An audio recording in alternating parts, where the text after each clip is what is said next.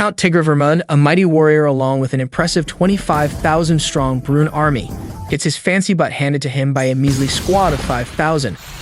Come on, man. Under the command of Eleanor Volteria, a war maiden.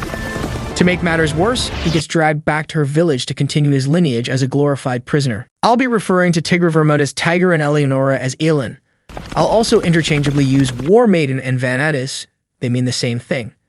Tiger, one of the few survivors of the brutal massacre, limps away from the battlefield while thinking about how all his men were easily annihilated. He is then met with his nemesis, Elin, the War Maiden. He tries to use his last few arrows to fight, but there's so little he can do against a War Maiden. It's like putting Superman and Hawkeye in the same room. Elin captures Tiger and drags him like a sack of potatoes to her buzzing turf, Leitmeritz.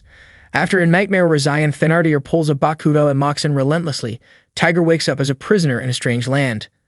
A letter gets sent back to Brune to pay a ransom that's about 3 times their tax income within 50 days or their Tiger won't be released.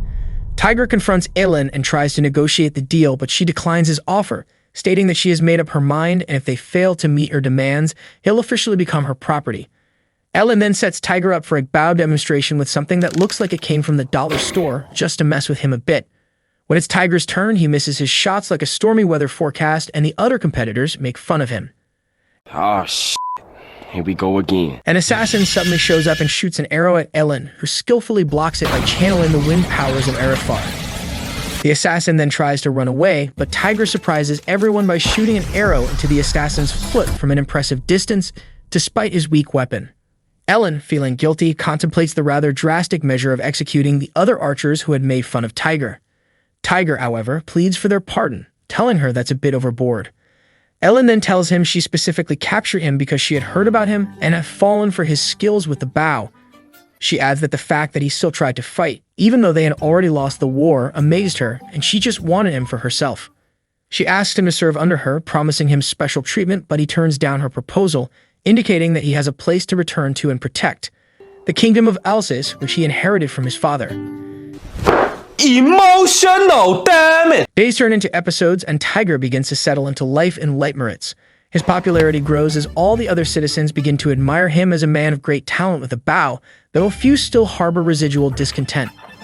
One day, while strolling through an unusual route, Tiger stumbles upon a baby dragon and approaches it, but he inadvertently stumbles upon Elin taking a bath. He quickly turns away and apologizes.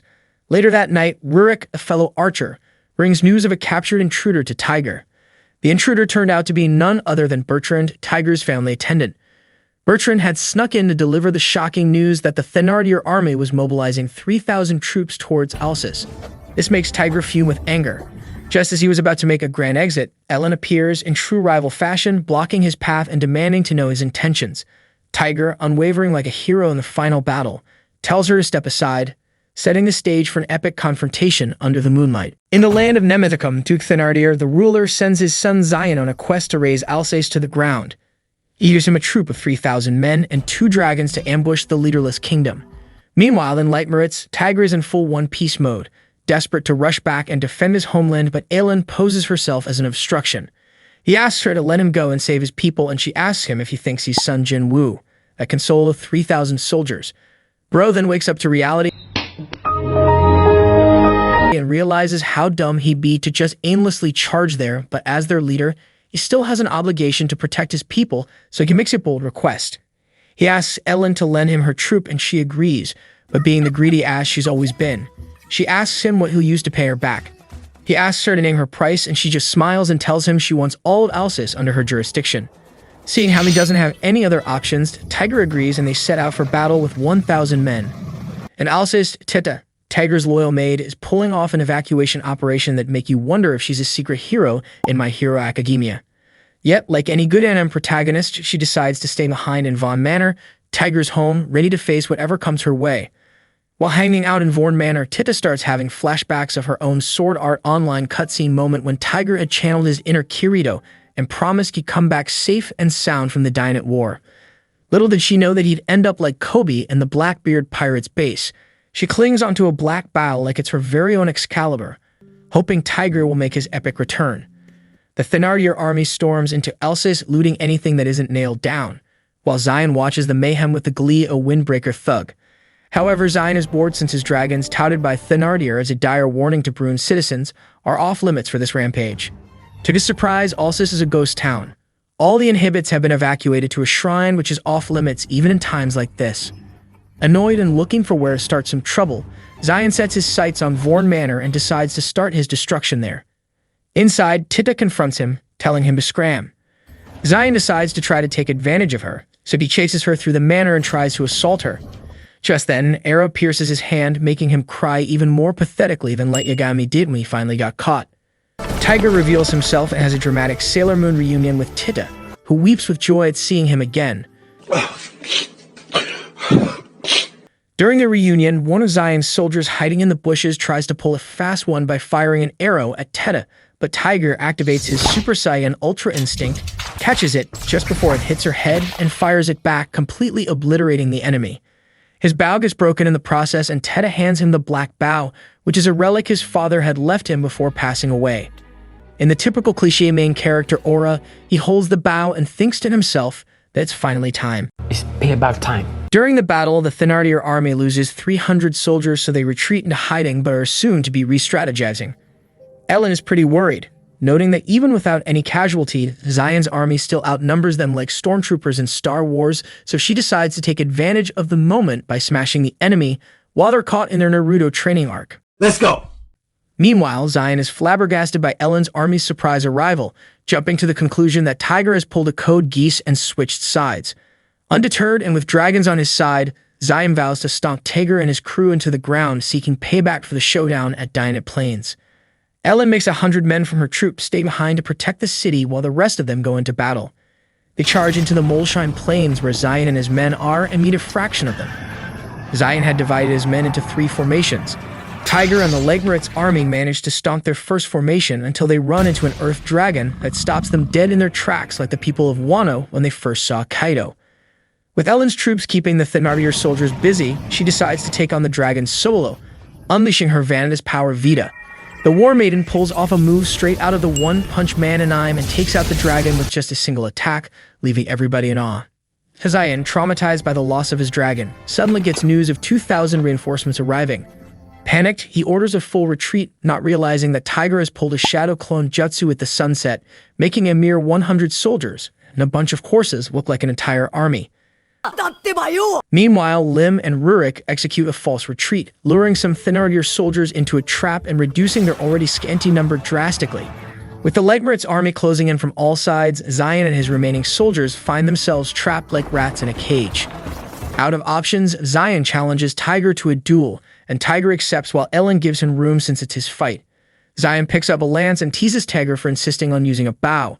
Tiger fires an arrow at him while they charge at each other from a distance, which Zion easily blocks with his shield. The same process is repeated twice again, and Zion mocks Tiger, fully unaware of his plan.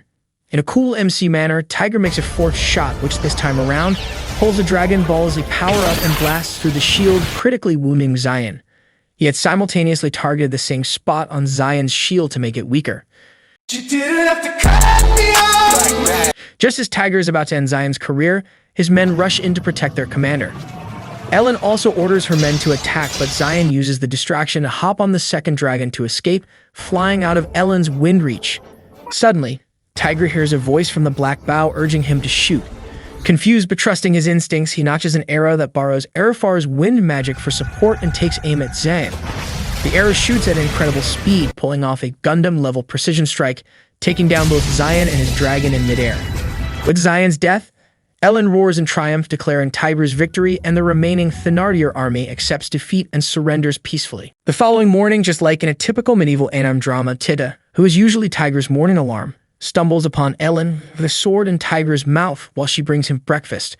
She totally freaks out about it, and Ellen explains that she has tried to wake him up, but he proved to be a deep sleeper, so she tried to use her special technique to do the task. Ellen tells them she has to report to the capital for some official business, then she leaves. Tiger then decides to head out to check on the villagers, and Titta sticks to him like glue. Meanwhile, at the capital, Ellen faces the wrath of King Victor, who is as grumpy as Vegeta when someone messes with his Saiyan pride. He lashes out at her for her reckless act of leading an army into Brune territory without following due procedure and poses to punish her appropriately, but Sofia Obertes, King Victor's mediator and ambassador, swoops in like Sailor Moon, using her diplomatic prowess to calm the storm, leaving everyone relieved. Heading out of the palace, Ellen runs into Ludmila Lori, an old acquaintance and fellow war maiden, who often gets on her nerves. The two girls go cat and dog for a while until Sophia, Sophie for short, intervenes again. Back in Alsace, Tiger runs into Mashes, his father's old friend who had been away.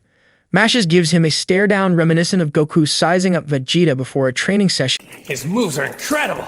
Finally, I'm going to rip them apart! And demands answers from the whole situation.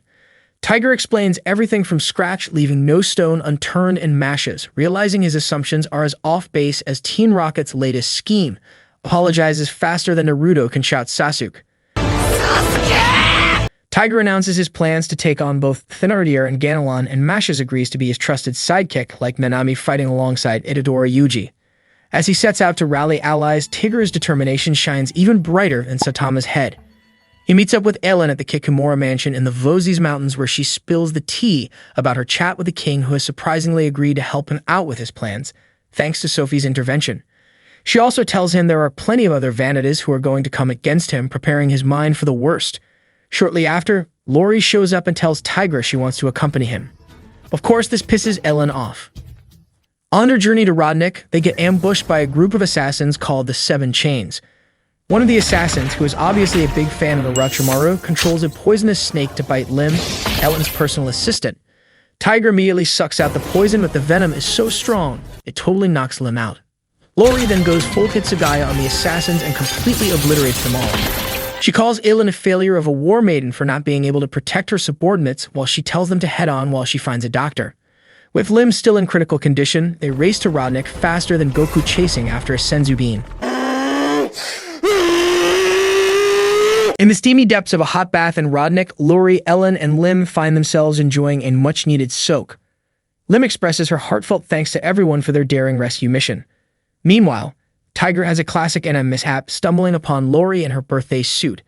To cut the story short, he ends up with full handprints on his face. To smooth over the awkwardness, Tiger decides to treat Lori to some of his famous soup at the bustling Rodnik marketplace. Despite enjoying the meal, the ungrateful bitch still leaves to assemble a huge army of her own against Leitmeritz.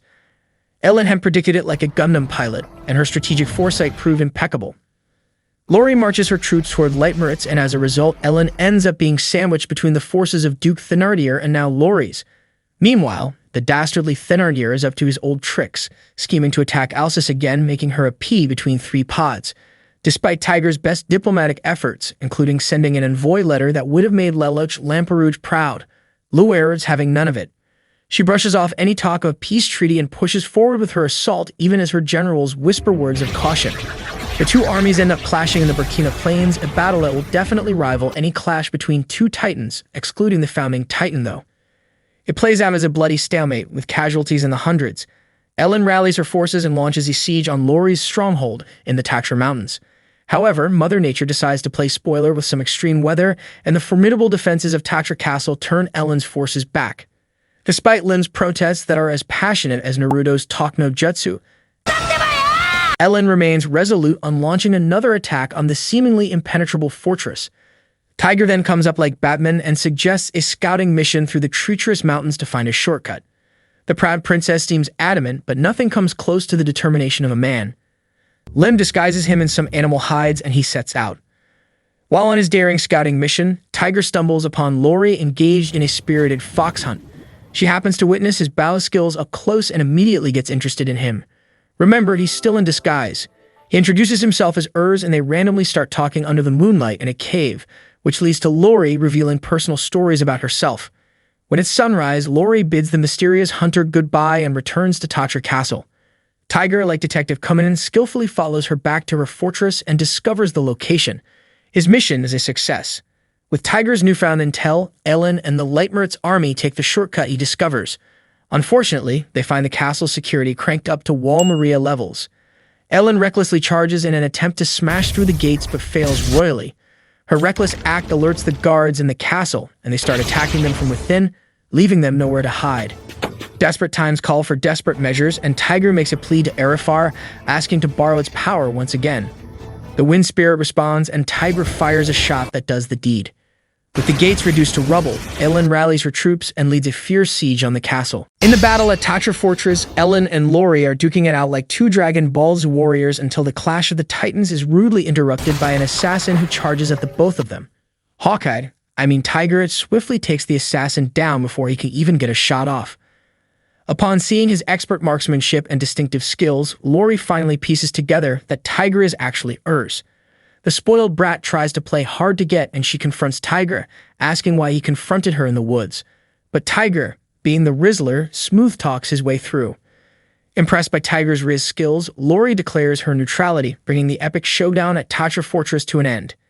Meanwhile, Roland, Brune's mightiest knight, is having fun repelling and decimating the Sockstein army single-handedly.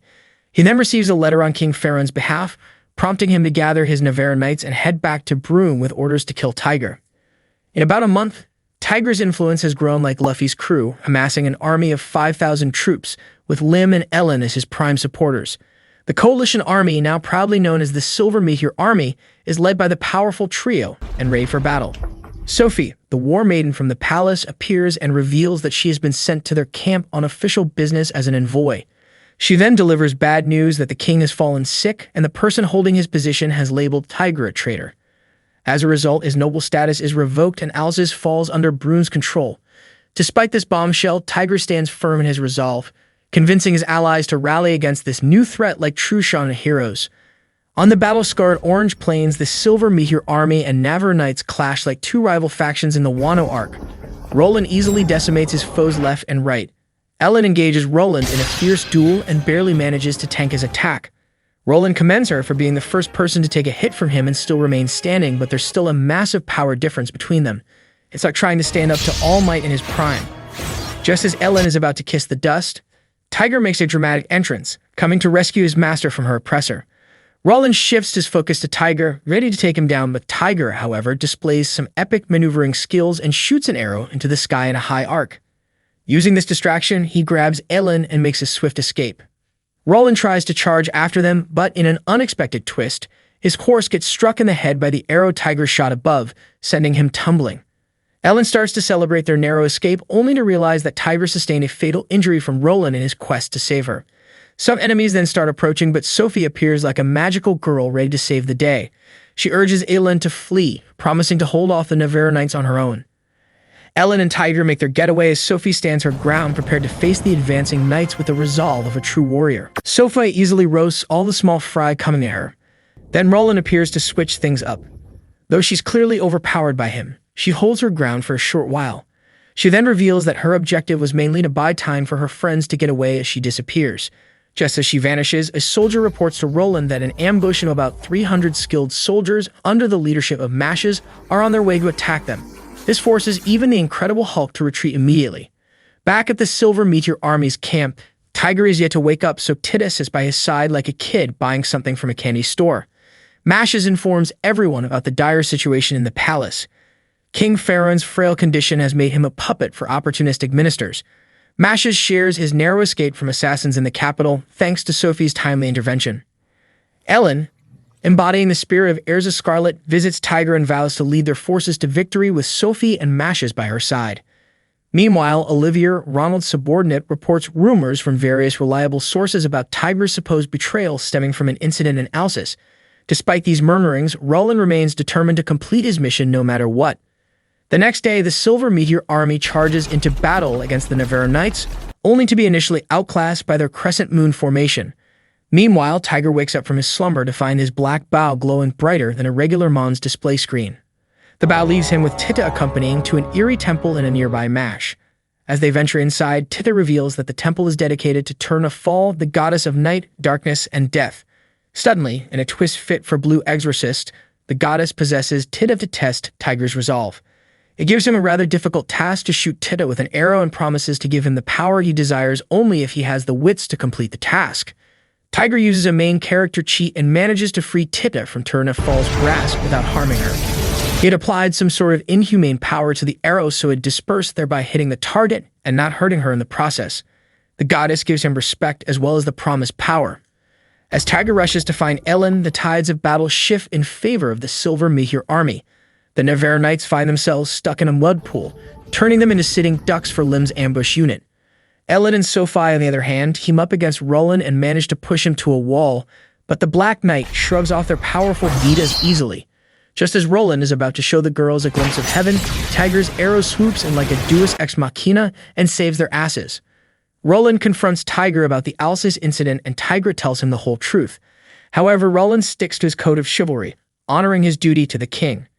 Still wounded, Tiger fires a charge arrow at Roland, and although Roland deflects it, the resulting explosion sends both him and the Vanitas flying. In a surprising turn of events, Roland, with his hands too numb to move, admits defeat and surrenders to Tiger. After the Never Knights return to Bruin's western borders to bolster defenses, Roland, despite warnings from Mashes and Tiger, heads back to Nice to see the king, brandishing Durandal as a token of alliance. Unfortunately, before he can meet King Farron, Roland falls victim to Ganelon's devious plot. Trapped in a room, the punishment given to him for failing to defeat Tiger's army comes in the form of highly poisonous bees, ending his journey in a tragic yet honorable manner. Just like Whitebeard, he died while standing. Meanwhile, Ellen rushes off to Legnica to aid Sasha, a fellow Vanitas who urgently needs help repelling another Vanitas attack. She leaves full command of the Silver Meteor army to Tiger, pending her return. Roland's death leaves Bruin more vulnerable than an RPG party without a healer, and Muzinal seizes the opportunity to invade, capturing Agnes citizens as slaves and laying waste to villages. Thenardier mobilizes his forces to counter the invasion, while Tiger leads the Silver Meteor army south to fend off the invaders. During a scouting mission, Tiger and Rurik discover some heavily guarded slaves and manage to rescue a girl named Regin. By late evening, the Muzinal general Kashim orders his 3,000 troops to crush Tiger's 200, but ends up in a crafty trap set by the Silver Meteor army's shadow units. The next day, Tiger launches another ambush, whittling down the Muzinal army from 20,000 to 18,000 soldiers. Enraged, Kashim resorts to executing some of the slaves to draw Tiger out, accompanied by 600 Brune soldiers. Tiger responds to the bait. Kashim, underestimating Tiger, soon finds himself ambushed by the ejected army. In a scene worthy of the American Sniper movie, Tiger shoots an arrow from 300 Alsan away, which hits Kashim's head and kills him instantly. With their leader's death, the Muzinal army totally freaks out and tries to escape, but the Silver Meteor captures every single one of them and takes them into custody. Victory is secured over the Muzinal army, and the slaves being held captive are all set free. Some of the slaves hold resentment towards them for not striking earlier, thereby leading to some of them's deaths. But the majority of the slaves are just grateful they can live as normal human beings again. Silver Meteor celebration is short-lived as they receive news of a 30,000-strong main force heading their way. Tiger and his archer unit attempt to hold them off, but their efforts seem futile against the relentless tide. Just when things look bleak, Lori and her Olmut's army arrive in the nick of time, saving the day like Spider-Man on his way to work. I got you, homie. In a nostalgic flashback, we witness Ellen and Lori locked in an epic clash, like a showdown between two rival scions. They've had this indescribable beef for a long while and always resort to fighting. Their intense battle is abruptly halted by Sasha, who, acting as the Vanitas mediator at the time, swoops in like a seasoned S-class hero. She tells the two of them to team up for a spar against her and then offers them two conditions. If any of them manages to land a scratch on her, she'll do whatever they want for the rest of the day. But if they can't, the cat and dog have to apologize to each other and make up. Long story short, the clash ends with Sasha whooping their asses the same way Kakashi whooped Miruno and Sasuke's asses. Ellen and Lim arrive in Legnica to visit Sasha, who is now bedridden with illness. Sasha, in true anime mentor fashion, lays out the situation in Legnica to them, explaining that Elizaveta Fomina, another war maiden, is attacking due to a shady conspiracy involving her and some pesky pirates. Determined to help her ailing friend, Ellen decides to confront Lisa and Boroslo. She gears up for the battle, promising to fight for Sasha's sake and put an end to the chaos orchestrated by this pirate alliance. While she prepares to head to the battlefield, Sasha teases her about the reports she has been hearing about her and the Alsace boy, and it gets her flustered. Elsewhere in the land, Kiri Shahim Balamir, the Muzinal army general, is bored and wants to hasten up the battle. He thinks hard and then comes up with an interesting idea. He orders an envoy to go to the battlefield, and if they see that the war maiden with Tiger is as beautiful as the rumors, they should start attacking them immediately, but if otherwise, they should return without doing anything. Meanwhile, in Ags, Lori joins forces with the Silver Meteor army, plotting with Tiger and his crew on how to outsmart and defeat the Muzinal army. Tiger isn't entirely convinced by Lori's tactics, but he's willing to give them a shot, perhaps with the kind of hopeful skepticism Luffy might show when facing a new opponent. Ellen takes command of Sasha's army and leads them to the battlefield against Elizaveta and her army. The orders are given and everybody tries to pick on someone their own size. Ellen and Elizaveta charge at each other and fight toe-to-toe for a while, but there's a slight power difference with Ellen in the advantage. As a true cavalry, Elizaveta surrenders and accepts defeat, even though she can clearly still fight. She then gives Ellen intel about the strategies and huge reinforcements that have been sent to the Muezzin army, so they at least be able to proceed with caution. Curies, trying to stay one step ahead, splits his numerous armies into 7 platoons to defend their convoy like a shrewd chess master anticipating every move on the board, but Tigris still vows to lead his forces to victory no matter the odds. Since the envoy he sent hasn't returned, Curies concludes that they've started the battle. Word reaches him that during the small spa they engaged in with the enemy, they've been able to deduce that the enemies are quite lacking in numbers compared to them. Curies then tries to take advantage of that fact. In their quest, Lori and Tiger use a surprise attack to take out one of Muzinel's 7 platoons and manage to pull it off without many casualties. They secretly stumble on the slaves Muzinel had taken captive and come up with a battle strategy. While setting the slaves free, they substitute some of their forces to take their positions in disguise. The well-planned strategy plays out perfectly as they manage to catch the next platoon completely off guard and obliterate them all, although they lose some soldiers in the process too. Their stealthy strategies continue until Curies finally surrounds them with his forces and starts attacking. This time around, the Silver Meteor loses most of its soldiers, and at this point now, the rest of them are just fighting to stay alive. Just when Lori and Tigri are about to accept their fates and die royal deaths with pride, reinforcements from different angles appear and join them. 1,500 soldiers sent by Mashas, another 1,500 soldiers sent by Hughes, and 2,000 on the orders of Roland in a letter before he took his royal exit, making a total of 5,000 soldiers on their side. The enemy still tries to press on, but they end up losing over 6,000 soldiers. Curies then immediately orders a retreat. While in retreat, Curies waits for a specific report that will determine his new course of action.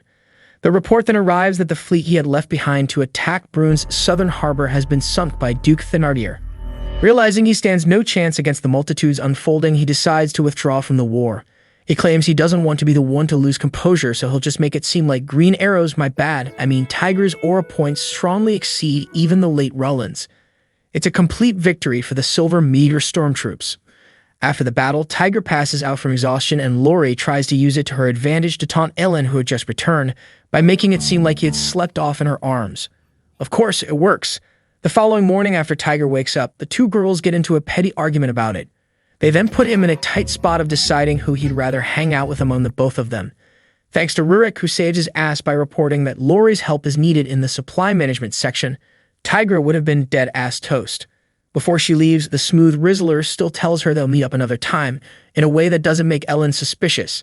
Tanjiro really has a lot to learn from this spit-gain master. Later that night, Ellen and Tiger hang out and talk about their separate battles. Tiger apologizes about the number of her men he got killed in the quest of achieving his goal, and she tells him not to fret about it. The two of them then lie on the grass outside and enjoy the view of the stars together, hand in hand. Nice. After beating Muezzin and traveling for 4 days, Tiger and the Silver Stormtroops hide in Fort Perche. This is made possible thanks to their new alliance with Emil of the Order of Perche. The next morning at Perche Castle, Tiger and his crew are taking a well-deserved snooze. Suddenly, Tina, the Vanatus of Osterode, makes a surprise appearance in Tiger's bedroom via a magical portal with her stealthy entrance. From his deep sleep, Tiger, who seems to be a man of culture, subconsciously gropes her chest and gets a good feel for himself. Tina, on the verge of losing composure, just says he's lucky he's asleep. If not, his head would have been 10 miles apart from the rest of his body by now. She then calmly whispers that they'll meet each other again soon as she vanishes through her creepy portal. Later that day, Ellen expresses her gratitude to Lori for joining Tiger in her place against the Muezzin army. She then immediately switches up like the other side of a pillow and declares that since she's back now, Lori should scram, but Lori insists that Tiger still owes her a favor. Later, during a council meeting with Mashas, Tiger, and Lim, Regin makes an entrance, and with Tiger's encouragement, she drops the bombshell that she is actually the supposedly dead Prince Regnus. A plot twist that shocks not only everybody sitting in the room, but the people watching this recap too. What? The princess had been identifying as a prince all this while. What a twisted world. To confirm her royal lineage, Tiger decides to take her to Lutetia, the capital of Artesium, where a secret door that is known only to the members of the royal family awaits. In Brune, Thenardier stands in admiration of the 5 dragons presented to him by Drekavac, a dragon dealer who claims they should have no difficulty tearing through 2 war maidens or 10. Meanwhile, in Lutetia, Ganelon is lounging in his room, eagerly plotting a parting gift for the winner of the showdown between Tiger and Thenardier. Meanwhile, Injected, King Victor gives Sophie a side quest to head back to Brune. Back in Brune, the Silver Meteor Army hears about the spectacular defeat at Montauban. With the aid of the dragons at his disposal, Tiger, growing impatient, urges Regin to hurry to Artesium. Thenardier wants to play petty like Kendrick Lamar and lead the dragons to Alsace to cook Tiger's home, but Tiger crosses him in Artesium. On the Vincennes Plains, the Silver Meteor Army and Thenardier Army clash like Spartans.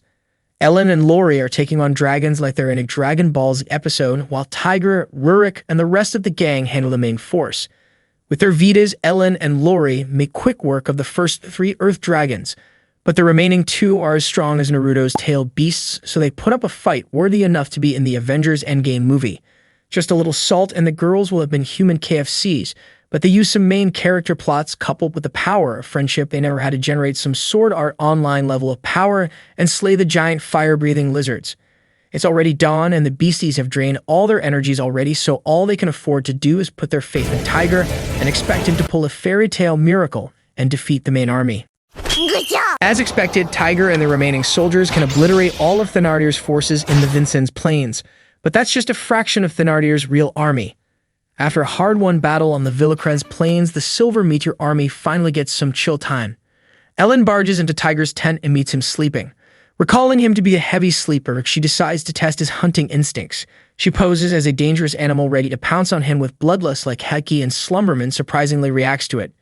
His reflexes kick in as he gets up in an instant and pins her to the ground. I guess he's worth the hunter title after all. Later that day, Tiger leads an expedition to escort Regin to the secret door, which eventually leads them to the dungeon of the palace, where they are crossed by Thenardier and his goons, who suddenly start attacking. They try to fight back, with Ellen charging towards Thenardier. Surprisingly, Thenardier happens to be a very strong warrior.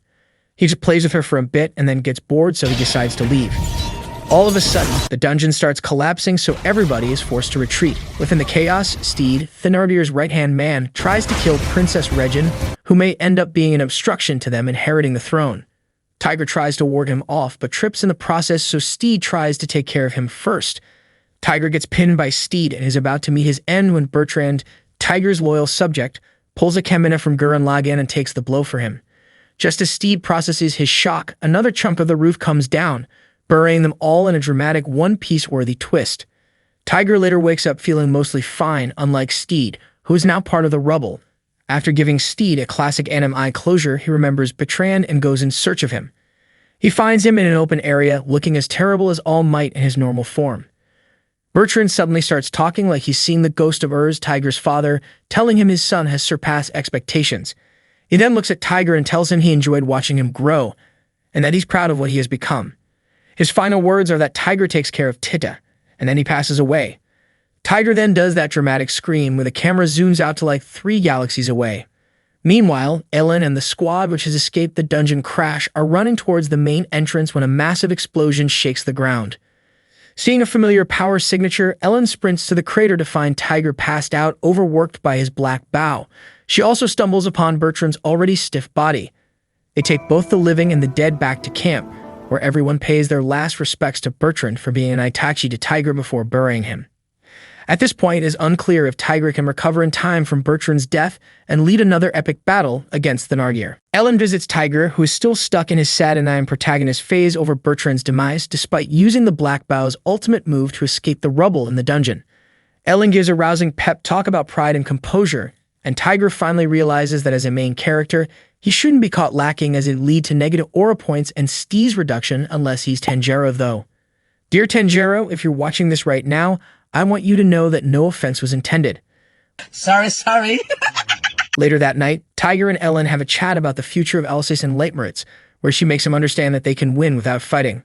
All they have to do is restore the highway connecting Alsace and Leitmeritz. This completely changes Tiger's perspective. The next day, Baduin shows up at the Silver Meteor Army HQ like a messenger from the Hidden Leaf Village, bringing urgent news. He informs Regin about the king's brief moments of recovery and his worsening condition from Ganelon's repeated poisonings, urging her to hurry to Nice. Tiger promises to take her safely to her father at least before he passes away, but knowing Thenardier will want to play the role of the stubborn final boss, the squad plans a climactic showdown. The last battle finally begins and the two armies clash in the wilds of Maryville Fields.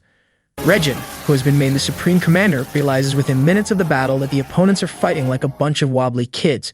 Mashes then confirms that since Steed, Thenardier's right-hand man, who happened to be their strategist, is no more, they're just plainly fighting on instincts like Bakugo in My Hero Academia. Tiger and his crew run into Thenardier and he asks him why he attacked Alsace. Thenardier just replies like a normal villain would that it was because Tiger teamed up with Jected and he wanted to crush Alsace to prevent him from becoming OP. Tiger, now fully pissed, declares he wants payback for Alsace and Brune, and Thenardier equally claims he has a score to settle since Tiger was the one who killed his son. Their duel begins and Tiger grabs an arrow and boils with anger while trying to fuse with the goddess for this final battle. Ellen, seeing his rage going out of control, gives him a reality check punch to the face, knocking his arrow to the ground. She tells him not to let his hatred take over. Tiger cools down and prepares another arrow. This time, a cool MC move, he tosses away his remaining arrows, declaring he only needs one to prove his worth. Thenardier charges with his Madara-type sword and Robin Hood, Tiger releases his shot aimed right for Thenardier's head. The big boss swings his sword to block, but somehow the arrow dodges the strike and hits its mark. Not the David and Goliath ending. Ellen, baffled, asks her sword Arifar if it had a hand in this rigged battle, but it denies any involvement. Lori then chimes in, saying Tiger must have allied with the wind itself. After the battle, the brave warriors are celebrated all over the land like prime Justin Bieber. They meet with the Bedridden King, who bestows upon Tiger the title of Lumiere, Knight of Moonlight, and grants him a huge reward as well. Hearing this, Baduin thinks to himself that anyone who had received that title always ended up being the King of Brune. A few days later, the king quietly levels up to the great beyond in his sleep.